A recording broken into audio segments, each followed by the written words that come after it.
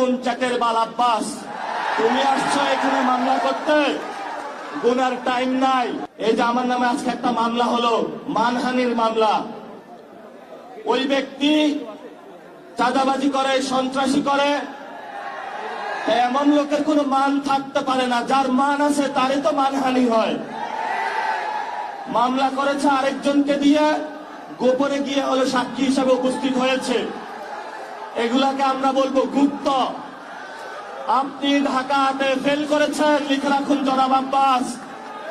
আপনাকে তারেক জিয়া এসে রক্ষা করেছে। তারেক জিয়া যদি এসে রক্ষা না করত, তাহলে আপনি মির্জা আব্বাসের ছুনোপুটিও আমরা ঢাকা হাটে খুঁজে পাইতাম না। এখনো বেঁচে থাকার সুযোগ আছে। ভদ্র হন, ভদ্র হতে শিখুন। আমরা সভ্য সমাজে বসবাস করি। অসভ্য আচরণ করবেন না। অসভ্য আচরণ যদি করেন, কিভাবে আপনাকে সভ্য করতে হয়, আপনাদেরকে সভ্য করতে হয়, এটা আমাদের ভালো করে জানা আছে। ওরা আমাদের ভয় দেখায়।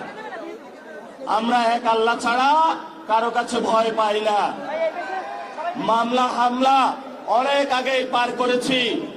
শেখ হাসিনার আমলে রিমান্ডে নিয়ে আমাকে মাথা নিচের দিকে দিয়ে, পা উপর দিকে দিয়ে সারা রাত নির্যাতন করেছিল।